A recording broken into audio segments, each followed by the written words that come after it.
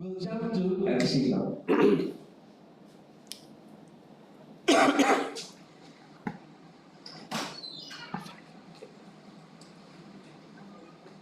So maybe another half an hour.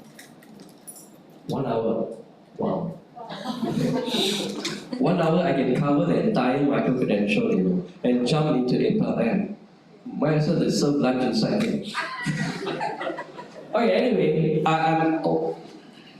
okay, let's look at micro-credentials first. There are two types of micro-credentials. Now again, let me see here. Certain things that some of us are attending a micro-credential course right now. Again, it's by call. Okay, some few of us, Sean is there, Sopan is there, Parimala is also there. Okay. And there are a lot of participants there. Not that many, but 30 odd participants only, and mostly from Malaysia.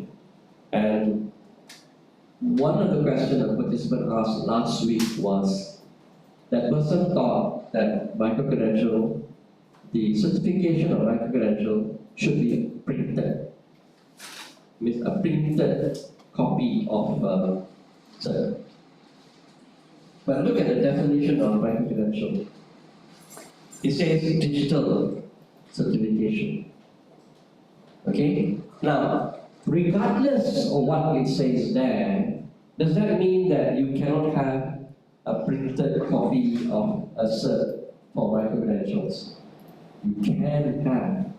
But the whole idea is that it should be supported with a digital presence. Okay?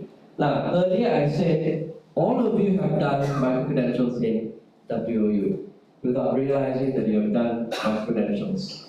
Can anybody here guess what is the micro-credentials that you did without knowing that you actually did a micro-credential? OTT, is it? Exactly. Your OTT is your micro-credential. But may I ask you this, between the two definitions of micro-credential, SAMC stands for stand-alone micro-credentials. SAMC, stand-alone micro-credential, and the other micro-credential, the accredited micro-credential, is what we do. Remember the first thing in the morning when you started talking about MCs, you say unbundled micro-credentials. That is the first one, unbundled micro-credentials. But the second one is stand-alone micro-credential. So your OTT, which one is it? It's a stand-alone micro-credentials. How many topics are there in your OTT?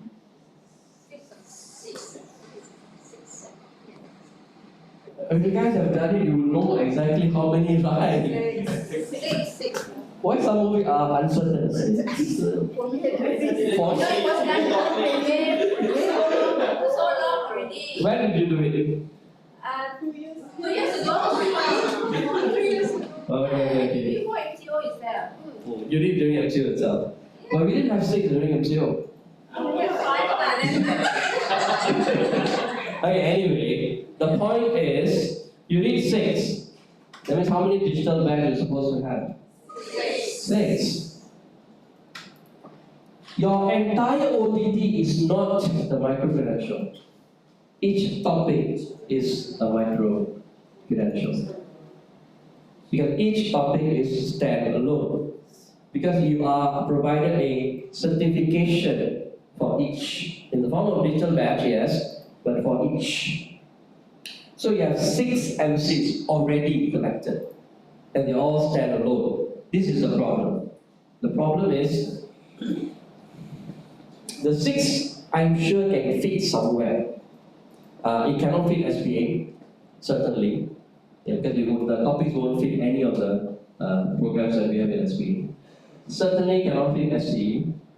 So the only place is education. Isn't it? One of the topics is on OBE. And OBE is part of your broader curriculum development, curriculum design subfield. Okay, so you can actually take that digital badge and go to SCHS and ask, can I get an APEL-C for this? APEL-C for this?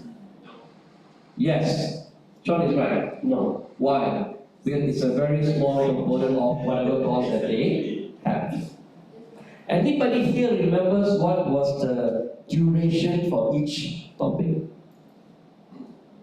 We actually indicated the duration. I'm not sure the revised version has it or not, but when we first designed it, we actually put a duration for each. Hello, for your CPD purposes, your 40 hours purpose, we actually indicated each topic, what is the duration? Anybody know something? 8 hours? Wait. Throw no lah, 8 hours. 8 times 6 is 48. Every year you do what?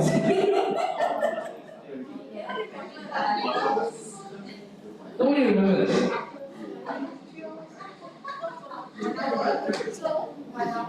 2 hours. We allocated 2 hours for each of the topics. So it's 12 hours actually. So your entire OTT is worth 12 hours. And we allocated the 2 hours specifically for you. It wasn't for the tutors. For them, it's meaningless. For you, so that you can submit under your KPI for CPD attainment. Okay? But does it take 2 hours for you to go through each topic? It doesn't take. Just like Coursera, right? Every Coursera course that you do also indicates what is the duration of the course, isn't it? Do you take that much time? Do you take it faster or slower? Faster, right? Because that is indicative, assuming all the participants are working adults, that you won't have time. So some of their courses, they put there 6 months. You can finish it within 2 or even a month if you work on it every single day. So, let's compare these two first, the accredited MC. How many weeks? The accredited MCs, the unbundled MCs, how many weeks?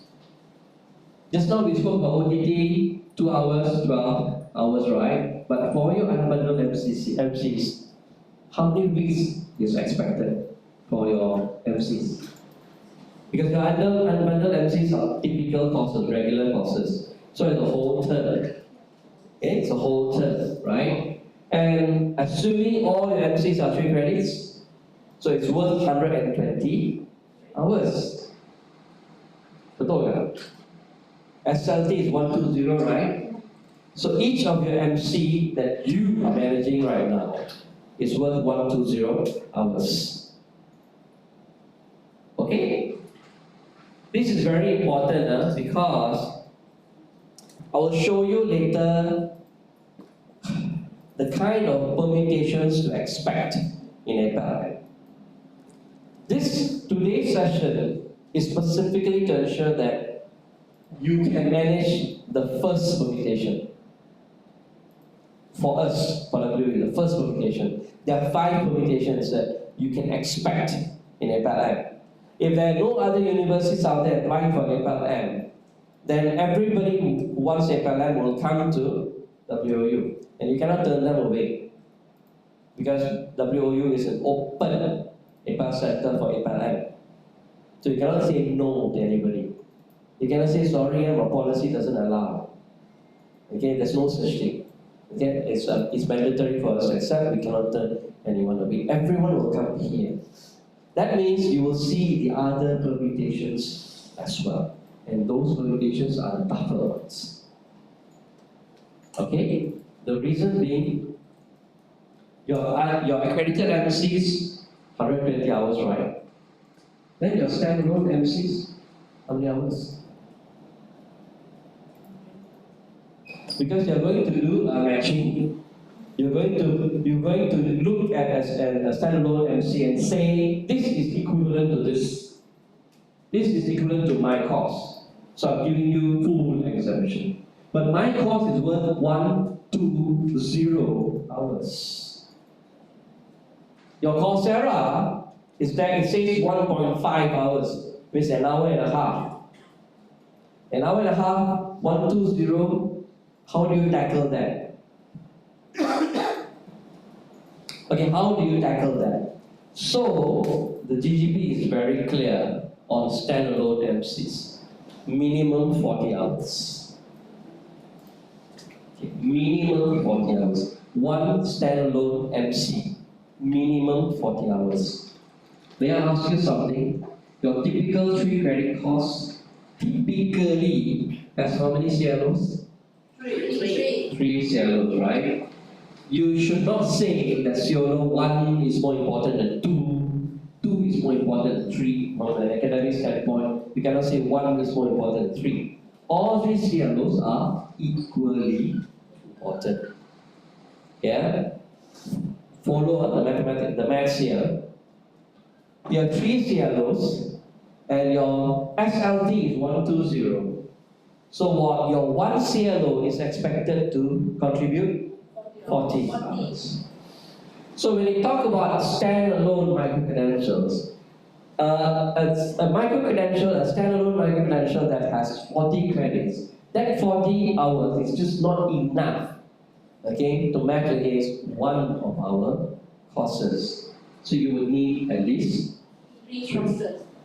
now, sounds nice mathematically, but that's because I say minimum for standalone is 40 hours. If somebody is offering a standalone MC for 120 hours, good luck. It covers all. Okay? It covers all. That is the reason why every MC out there, even whether it's standalone or accredited, objectives are expected to be stated clearly.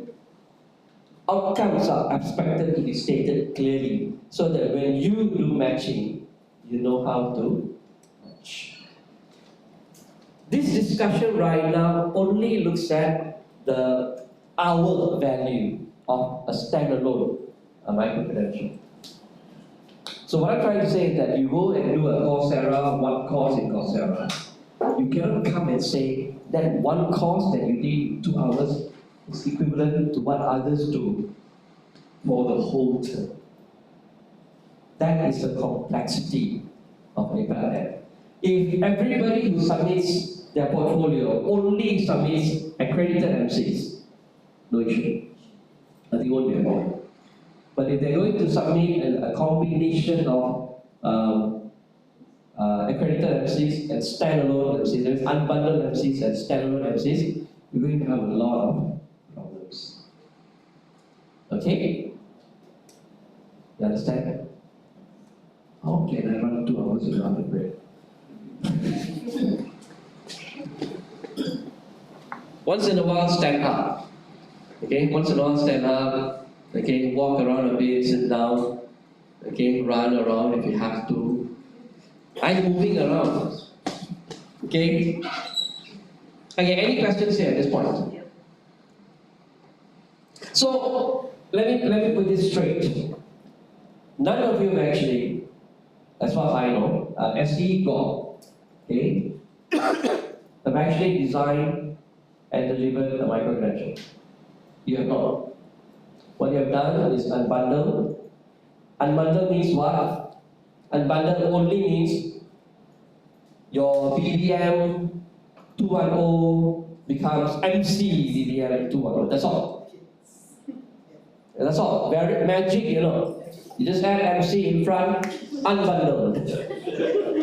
That's all. That is the unbundling that we have done so far. Not just you, me included. Okay, that is the unbundling that we have done so far. It's just by adding 2 characters, 2 alphabets in front of the code. That's good. We have not re-looked at the curriculum. We have not re-looked at the assessment. We have not done all that.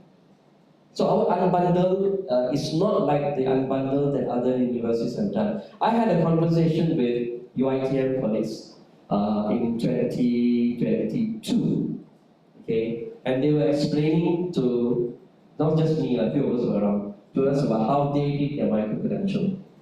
And then we just told them how we do our micro-credential. Okay, press of a button, it turns into a micro-credential, everything is the same, tutor same, assessment same, everything is the same. They looked at us, huh? Because they attended Prof. Karim's workshop.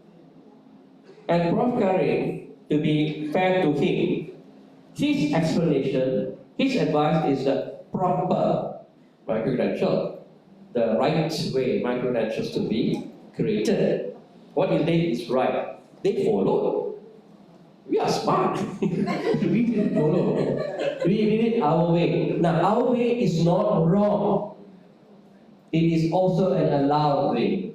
So we decided, let's go for something less taxing on us and less taxing on the students. So for the students, no difference. They come in the same class. They see same people around, same person teaching, content the same, assessment the same, everything's the same. They don't feel out of place. They still feel that they're part of that team, that class, which is actually very good, the way we have done. We are actually thinking about them. I mean, that's how I was spinning the story. It's about spinning. Okay, that's how I tell the story. It's to make sure that they feel comfortable. It's for them that we did it this way. Okay? Anyway, so the ODT is the only real micro-credentials that we created so far. Okay? Now I know STE you are working on something. You all get to eat and I don't, you know. Anyway, the OTT, STE, you guys were working on some professional training, on-demand industrial training. Did that happen? Happen? Not happen? Not yet. But more than a year ago. Happened this year. No, they were working on something. Okay, they're working on something, and I heard of that last year. And until now, I still have not seen anything. So, okay, good. Keep up the good work. No problem. Okay, your CEFR doesn't count because it's actually a legitimate course by itself. So only our OTT is the standalone MC that we have right now. Okay. Now, for the amount of effort, Sean would know, because Sean is involved as well in the OTT. It's a lot of work on our end to create the curriculum, to develop the curriculum, because we had to develop from scratch, one piece of paper. That is the reason why WU chose the unbundled approach, because it's already there. Okay? And now every other university is also trying to follow what we are doing. Anybody here knows what is the fees that we charge for the unbundled MC?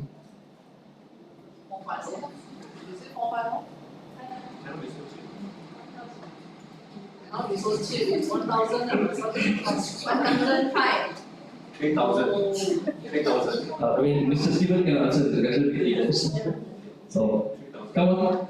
Anybody here knows? Don't worry about the actual amount, because okay, let me turn it this way. The fees that we charge for our MCs, did we charge them at a premium or at a discount? Premium, no discount, premium, 10%. Okay, does it increase now? Okay, 10%. We had our own reasons, okay? And if you had looked at MCs out there, many of the other universities, they charge the fees based on an independent MC offering. They don't look at the regular course fees and charge a certain amount. They have a fixed amount that they charge, and it's higher for many universities. But apart from being higher, they've also done what Sofan asked just now. They've also included in that MC recognition from other institutions and other bodies as well. So they've added this, so it's become a little bit more expensive. Which is also the reasons why there are not many takers out there for MCs. We could be one of the better ones. Our MC numbers are very good. Okay, but that's because they took our MC for a different purpose, isn't it? They want to come and join back into our programs. So if you offer MC in its traditional sense, in its actual purpose of MCs, which is only for skill-based improvement, so skill improvement, most people are not going for it. Unless of course you give it at a very, very hefty discount. Most people will not go for it. Okay? Alright, let's just continue. Is there anything else that I want to add here? Terms that you will see later as well, stackable, because you stack it to a qualification.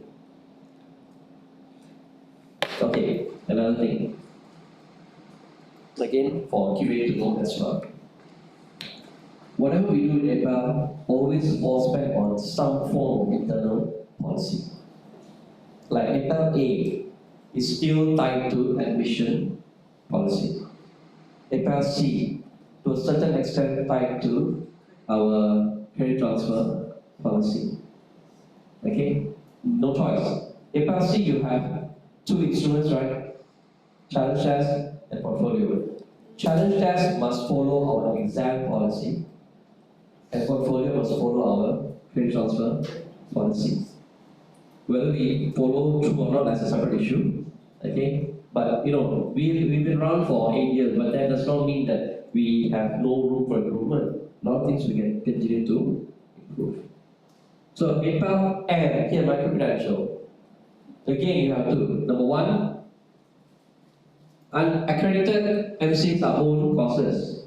So that will fall under credit transfer policy. Credit transfer with grades, because they are own courses. Okay? And you are assured of its content. I mean, credit transfer needs 80% matching, right? Minimum grade C. The minimum grade C will still apply, ladies and gentlemen.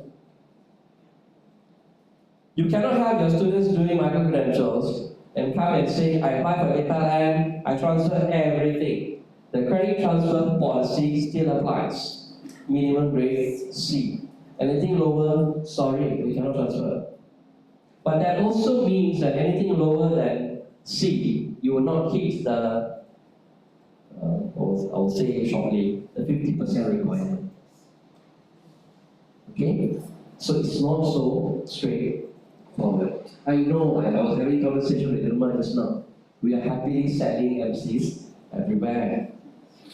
We are happily selling MCs. APEL-M come very easy and all that.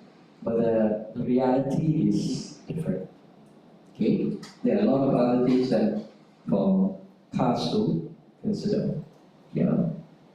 Anyway.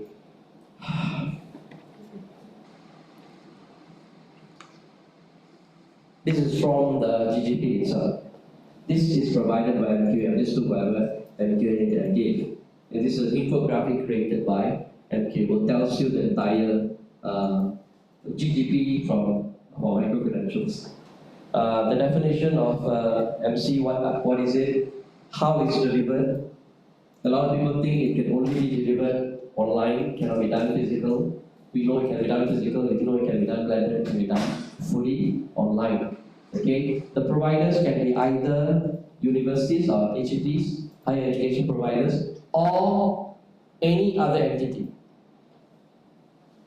Okay, any other entity. That means WA Academy becomes the company, the Gambang Melian. Gambang Melian, right? Okay, Gambang Melian is a company by itself. Okay, so anything they offer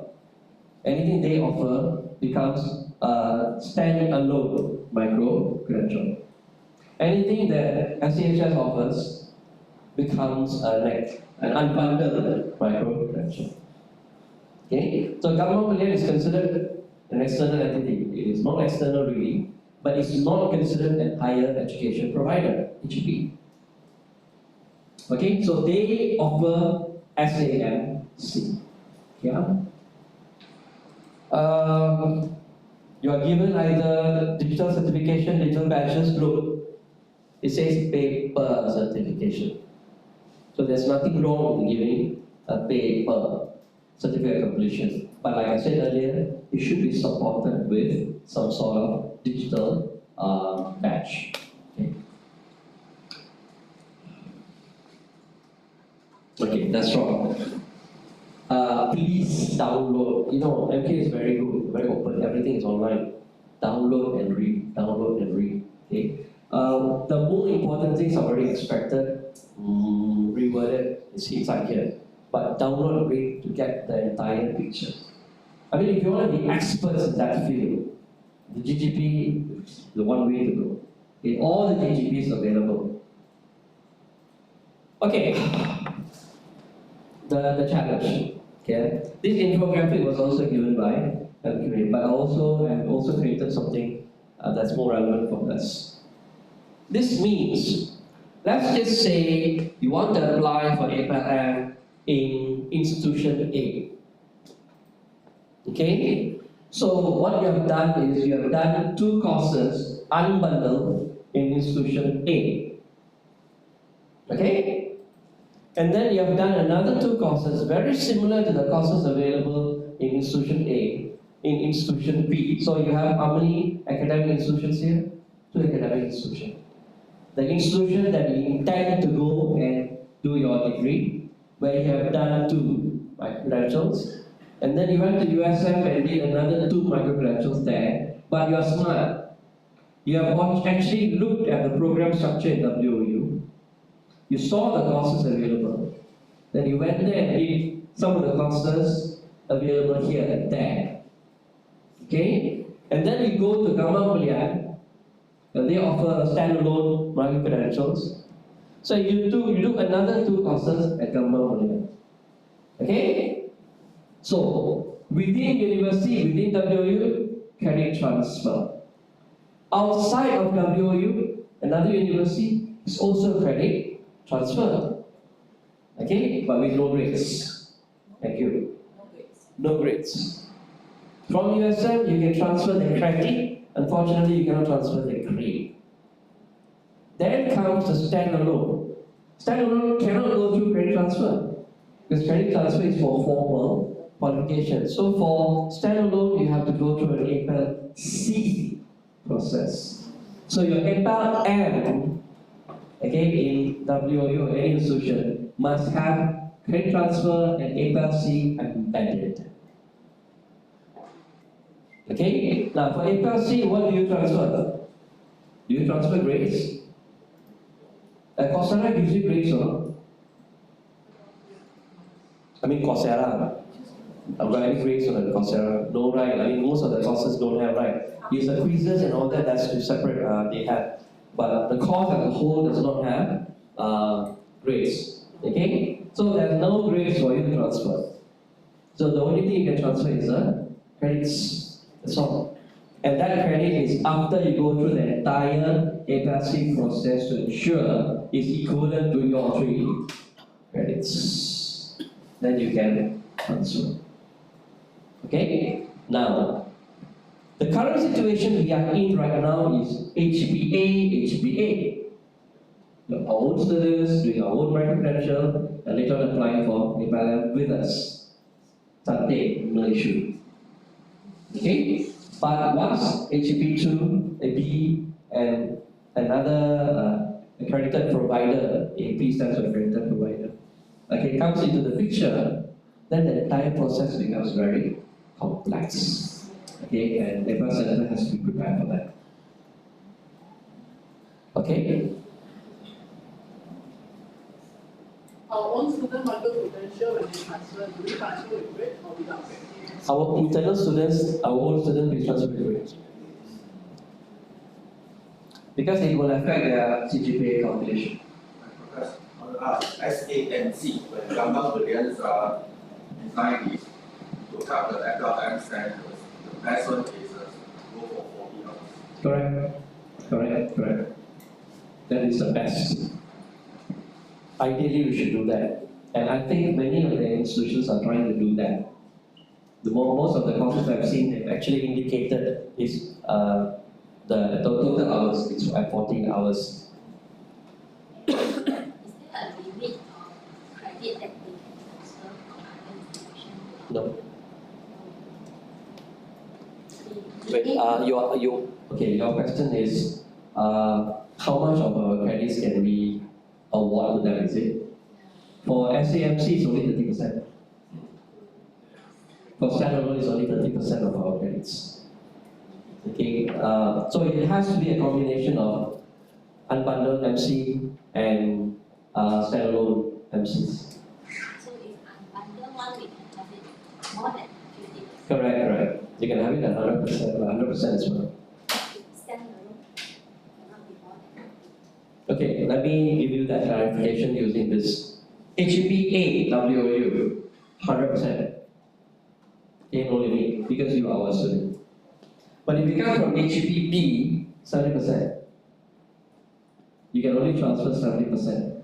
So you go USM, you do all the MCs there under an unbundled format, and then you come here, we will only give you 70% of our 120 credit program.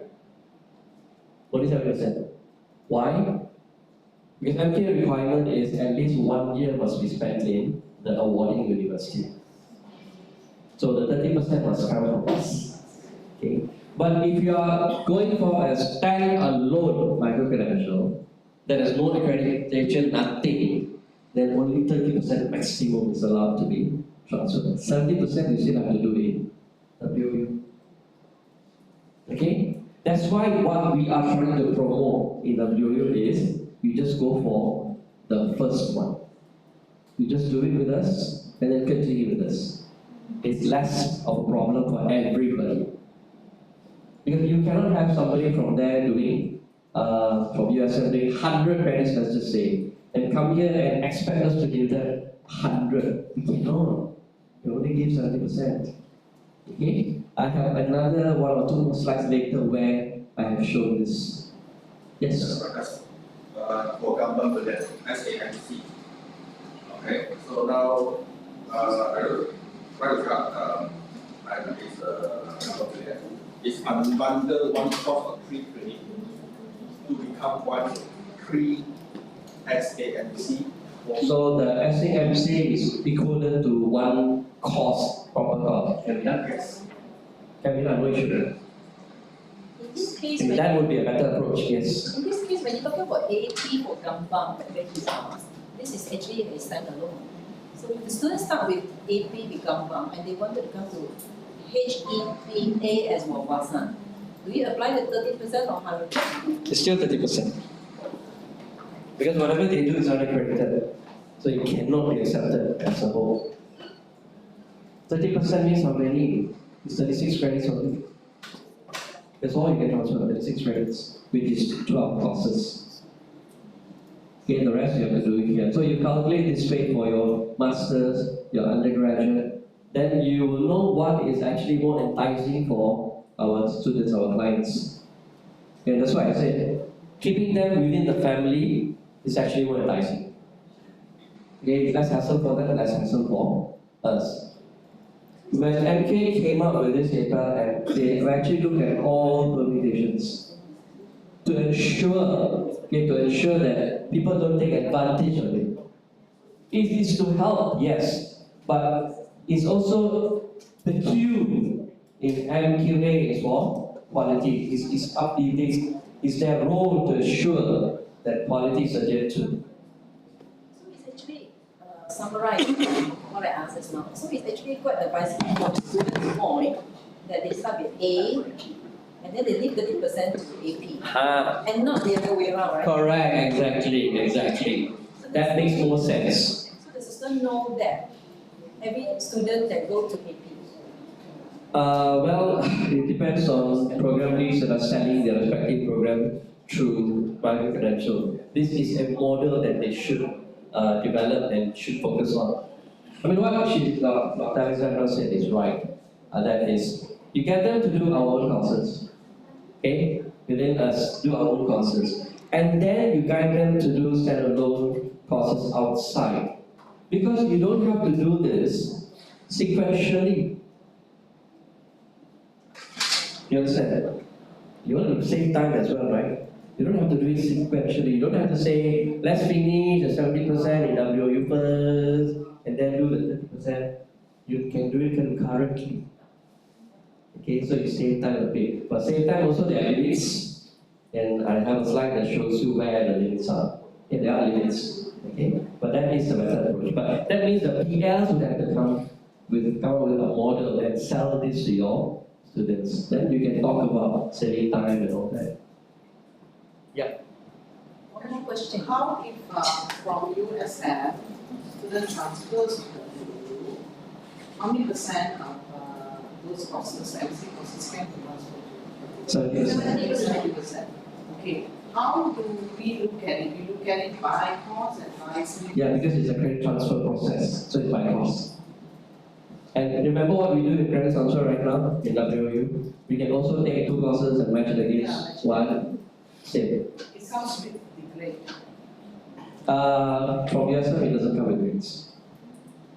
Credit transfer for any university, we cannot transfer any grades. It's only for what is the right word? Inter-institutional or intra-institutional? Intra. Intra is right, or intra-institutional? Okay, your question. You mentioned about duration of at least 1 year for awarding institution, and then you also mentioned about percentage for the credits, the maximum transferable. Which one comes first if they are actually equal? Depending on which model you would Let's be say the adopting. compass model, the AP model. The AP model. I mean, we don't have problem with the HEP one. Okay, it's either the AP model, because AP model is only 30%. So you transfer 30%, then 70% you're gonna have to do it here. So that's like 2-3 The years. 1 year is insignificant, I guess. Yeah, it's insignificant actually. The 1 year is just indicative because you could do it in 2 terms. That is less than 1. So how about the other way around? We start with the A. Or you start with the A now, A. and then we go to the AP. Start with A, go to AP. And then we have 30% and 1 year, where it comes to lopsided. So which one do you actually give the higher consideration here? Because the issue would always be at the end of the day your CGPA that you would want to get.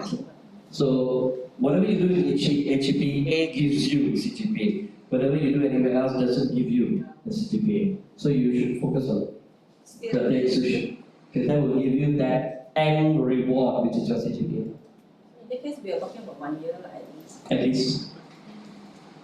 Because bear in mind that the CGPA is important for the students, it's important when they want to further their studies. Especially undergrad to postgrad, there's a CGPA requirement. So that's important as well. Yes.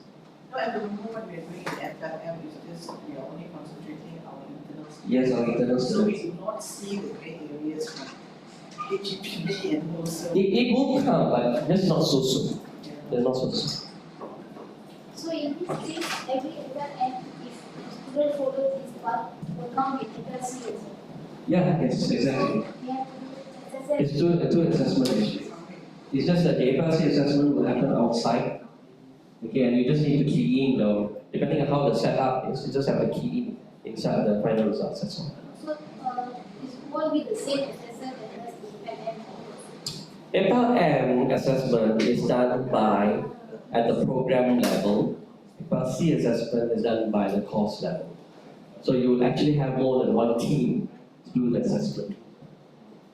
It's what we have prepared here is for us to tackle our problem right now. The gray area is the problem to come. Don't worry about that at the moment. What we expected from us right now. That's what we want to focus on. Okay, so a lot of advice here that I put is based on what we will face at the moment, the situation that we are. Okay.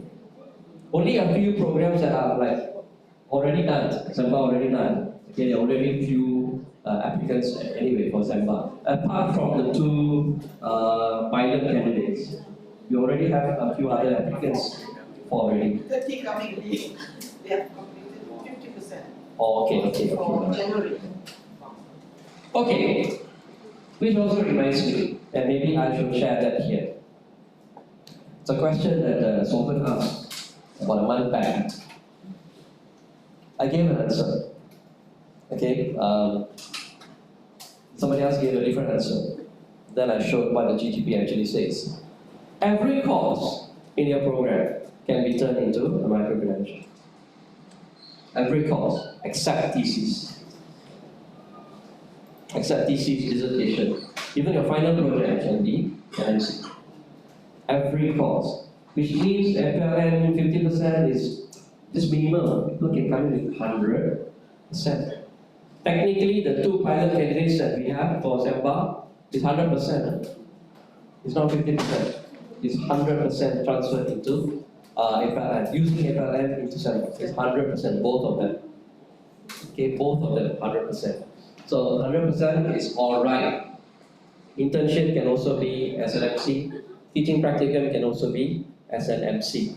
Because the delivery is insignificant. It doesn't matter how you deliver because it's delivered the exact same way. But only thesis cannot. But imagine if thesis is allowed. Somebody spends 6 months doing thesis and come to you and say, I've done my thesis right now. APEL-M, can you give me a PhD? 6 months alone. Okay, and that's why they have PhD by publication for that purpose. Yes. Teaching practical or all these projects, dissertation, they are prerequisites. How do you overcome this using MC? That's an institutional policy. The institution would have to decide how do you want to do it. Whether you want to impose a prerequisite or you don't want to impose a prerequisite. If you have already indicated that there is a prerequisite and you expect them to follow the prerequisite, then you're bound to follow the prerequisite as it is. That also means whether the course should be a micro-credential or not, that's a decision that you have to make. Okay, before. So point is, don't throw all your courses as micro-credentials. Be selective, be smart. Some schools have done that. 50% means this is the 50%. This is all. Okay? I mean, you have to give the APEL Center some time because they're also submitting new applications and whatnot. But for business, okay, done deal. Okay, they now can accept MC APEL-M for any level, level 4, level 6, level 7, and level 8. Okay, all level for business. Okay, intact right now. So SPA is lucky. So that means that if anybody has reached that 50%, you can start processing now. Proactively, ladies and gentlemen, contact the students and say, when you have reached the stage, we think you should start this process proactively. Don't wait for them to come and knock on your door. Okay? But that's for SBA. For the rest, you would have to wait because we just completed the education and then it's engineering pending. We just completed education, so it's fine. Engineering and then computing on the way. Yes. Education okay. Not yet lah, belum sampai lagi. Eternally finished. Eternally finished. Okay? But it should be alright because they will fall back on the original submission to see the process flow that we have. And we have not run away from that process flow anyway. So it should not take too long. Okay. I decided to start with MC because I know having conversations with people, a lot of them still uncertain of what MC is all about. Especially when I talk to people from outside WOU. I mean, you yourself heard that day. Okay, the number of issues raised with MC. People really didn't know. You know, when you sit in that situation, I don't know how they felt. Sean didn't attend last week. I didn't see him. Yeah. Oh, you forgot about it. Next one is tomorrow, eh? Tomorrow, yeah. Okay, I don't know how they felt, Sofan and Parimala, but I felt very proud that we know more than them. Yeah, we know more than them. They're asking something like, what is this, what is that? I also shocking like what actually. I mean, you don't have a choice because they're not into it. Somebody said something 2 days ago over lunch, and I want to say that here. You have to, this person is not even an academic. She said, you have to embrace ODL. Only when you embrace ODL, you'll understand the significance of all this. Okay. ODL must be in your blood. ODL is in my blood, but it doesn't have to be in your blood, but embrace ODL. Accept it. Okay, accept it as a norm. Okay, let's continue.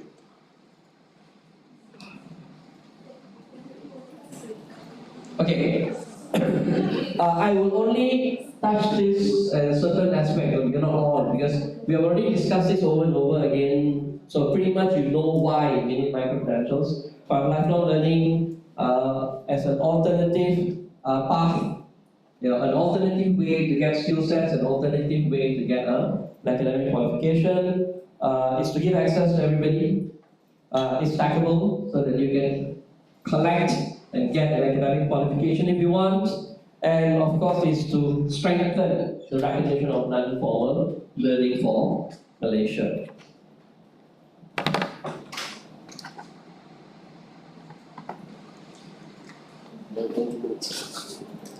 Want drink? No, it's okay. It's I think our break will come for lunch. You want coffee or anything? 11:30. No, 11:30. 11:30.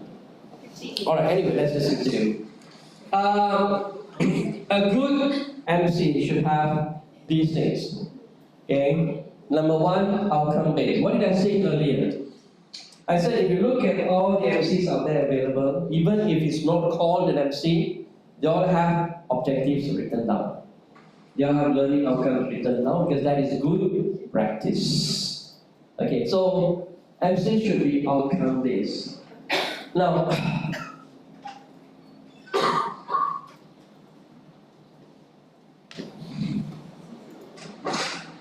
okay, let me ask education, School of Education. Are there any courses in SCHS that you think should not be an MC?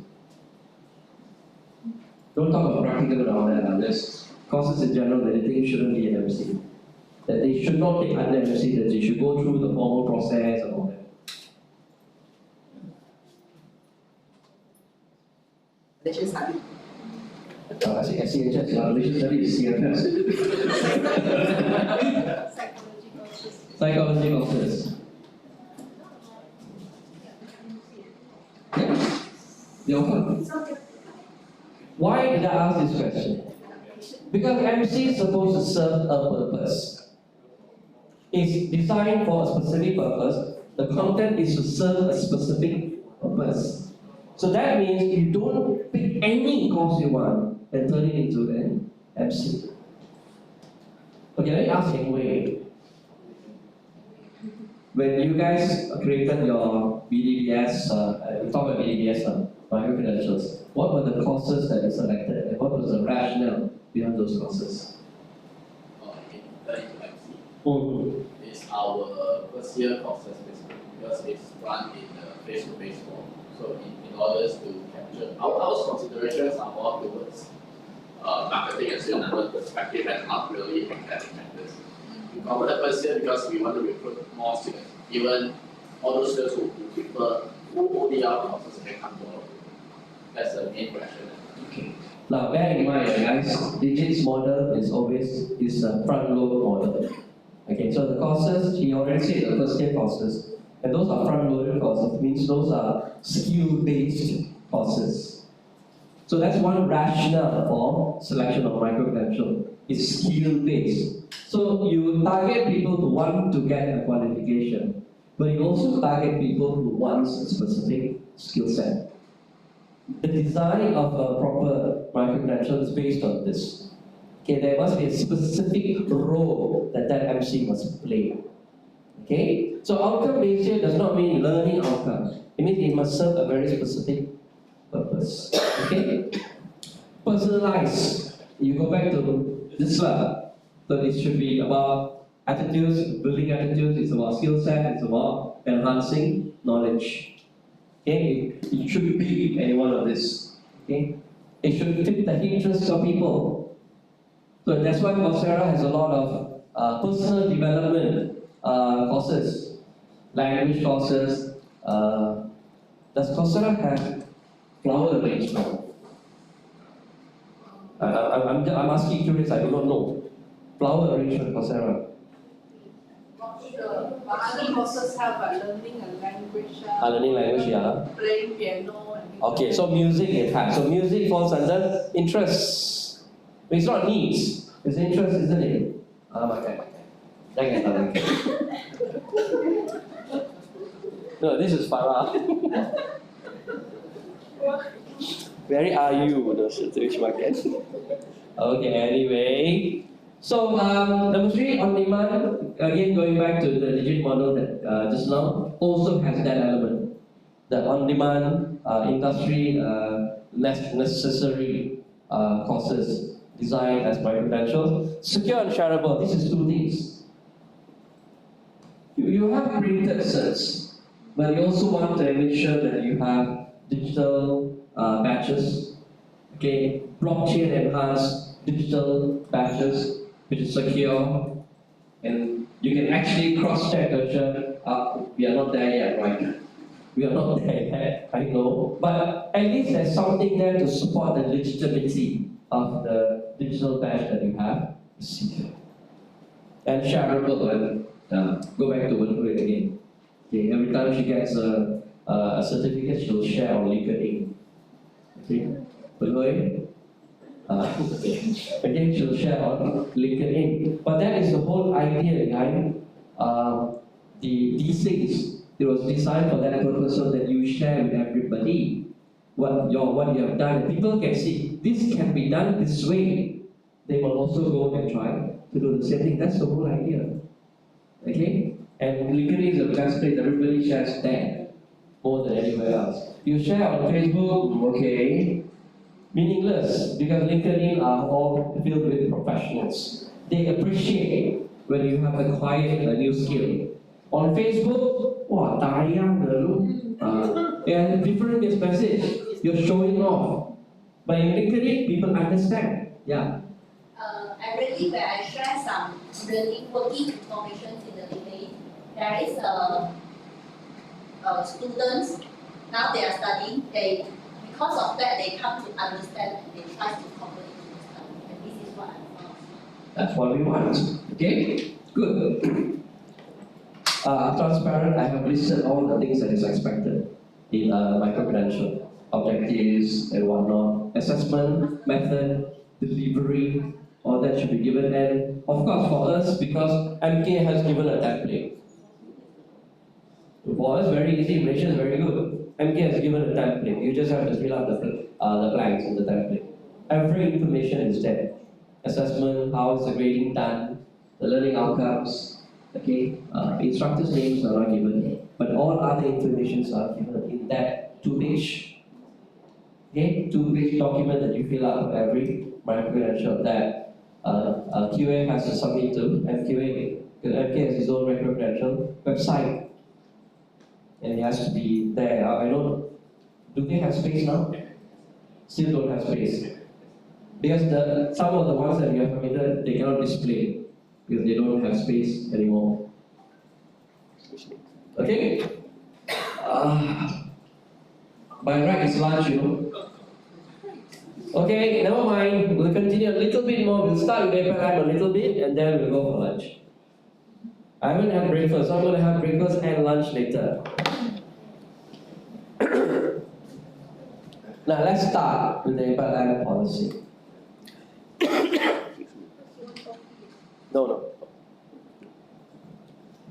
I'm not cabinet.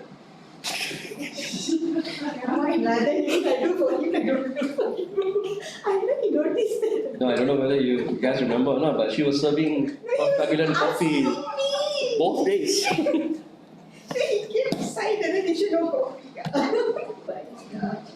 But we understand. Okay, let's continue. APEL.M policy. Very straightforward. If you look at APEL-A and see, it's a lot of information. But APEL-M is very, very straightforward. Number one, 50%. Okay? You must have accumulated at least 50% of MCs relevant to that program. And how is this 50% counted? It's counted based on the total credit value of the program itself. So 120 means 60 lah. But unfortunately, you cannot include MPU. So this is the question that I'm asking MK. I've asked MK, they have not given an answer yet. You allow MPUs to be offered under MC. MPUs can be offered under MC. But when it comes to APEL-M, you cannot include. So I'm telling my current team, we don't have to offer an SMC. What's the point?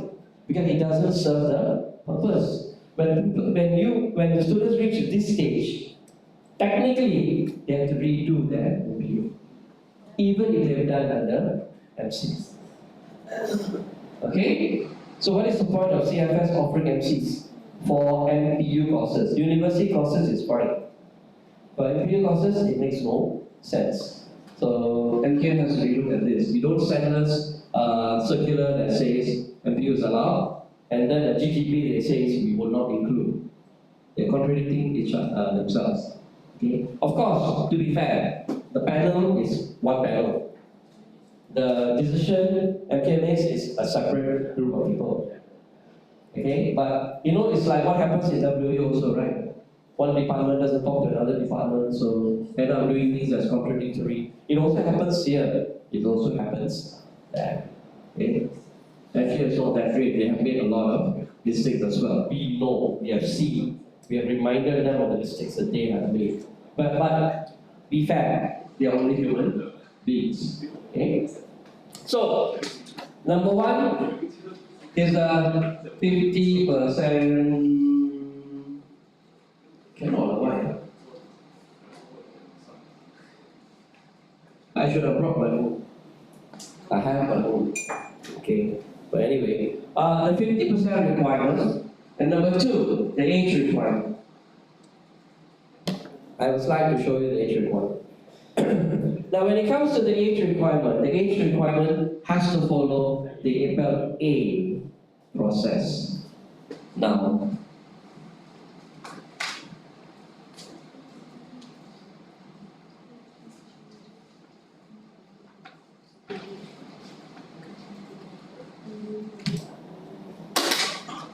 APEL-M is actually a combination of A and C. Whether we like it or not, APEL-M is a combination of A and C. If I were to ask you APEL-Q is also a combination of A and C. APEL-Q is a combination of A and C. It's for admission, it's also a credit transfer process. Okay, which follows an APEL-C process, right? Portfolio, challenge test, and whatnot. But anyway, APEL-Q is far more difficult. APEL-Q is only applicable once they come. We don't allow them to access before. You see, the application of APEL-Q is to admit you into a program. So that's the A component. But the processing of APEL-Q follows the APEL-C policy. I thought you need to be able, you must be an accepted student first before you can apply for it. That is true. Okay, the processing of the candidates follows the APEL-C policy. But the thing is that they don't need to be a student first before they can submit. I think, my friend, you are wrong. You have to apply to be a student first before you can start the APEL-Q process. It works that way. So you have to admit yourself first, and only then they will start the APEL-Q process. To be admitted, if you don't have your certifications, you have to go through A, right? No. It doesn't work like that. Okay. Once you talk about APEL-Q. Once you're admitted into the program, into the university, you have to go through an APEL-A process to do all the things, transfer your experience using APEL-C. And if you fail, you're out. That means you have to leave the APEL-Q track and join the regular track, because you still have to meet all the necessary academic qualifications. If you want to do an APEL-Q for a degree, for example, your entry requirement must be regular entry, because APEL-Q is only to shorten. It's not about entry, it's only to shorten. So you still come in through the regular mode, but your processing follows a combination of APEL-A and APEL-C policies. Okay, so go back to what did I say just now? Okay.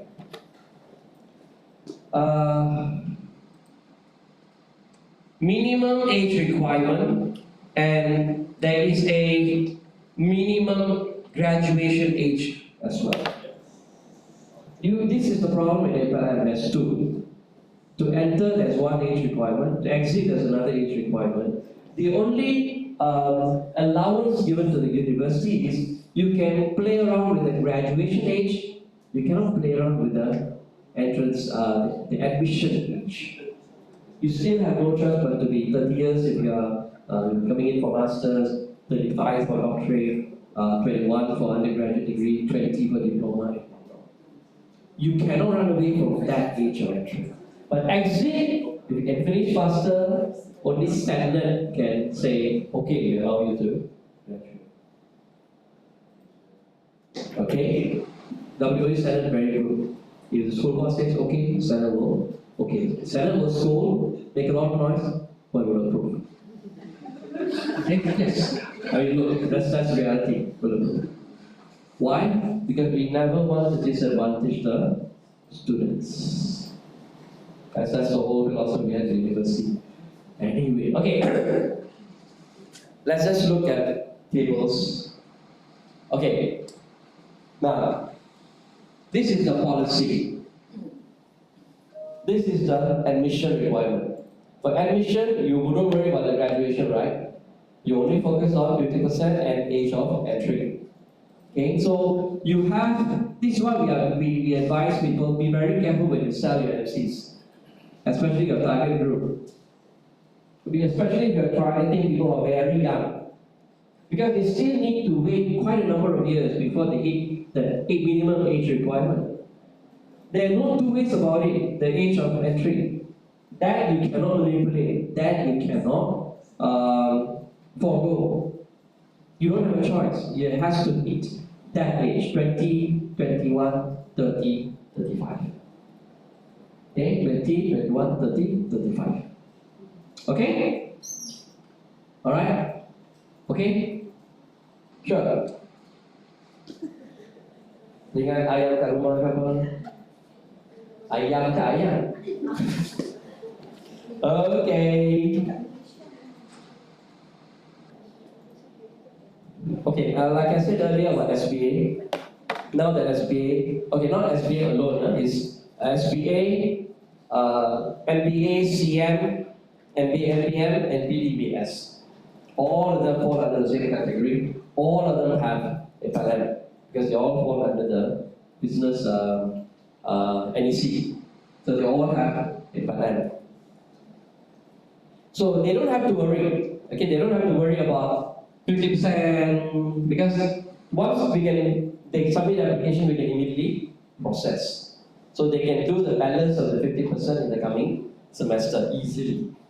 It's just the rest have no choice because we have not gotten that approval yet. So your 50% may become 60% or 70% before you can actually enroll in the program under APEL. Yeah? Now, this is the age requirement. I've already calculated because GGP does not have for doctorate. But there is a rationale behind the numbers. Yeah? So, minimum age at entry is 19 certificate, diploma 20, 21, 30, 35. I already mentioned these numbers 20, 21, 30, 35. Now, the age of graduation is actually the age of entry plus the minimum duration of a program.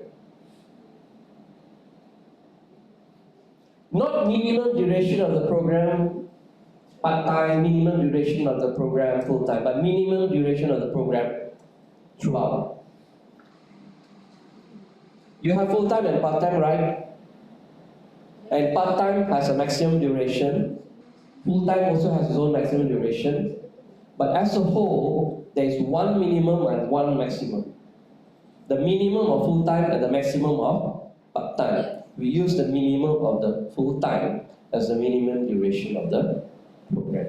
So it's diploma 2 years minimum, bachelor's degree is 3 years minimum, master's is actually 1 year minimum full-time, and a doctorate is 3 years minimum. Okay, so age of graduation, what does that mean? It means the year that you graduate, that year you should be 38, not that you are 38. Your birthday could be 30th of December. Our convo is November, last weekend of November. Okay? So you have not hit 30, but we follow the year of graduation. Just like entry. Minimum age entry is a year of admission. It's not a birth date, it's just a year of admission. You should be 35 that year, and as graduation, 38 that year. Okay? Yo.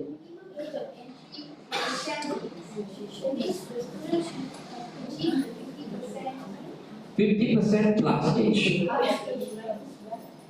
Okay, 50% plus age. That's why I don't encourage when you try to tackle the too young ones. Okay, so it will be difficult, but look, you guys also sometimes complain, right? That RCs sometimes just bringing any student that they want. And then you have to deal with the students because, especially when the students are not very good. Because for RCs, it's all about numbers. For you, it's about ensuring they have a good learning experience. Okay?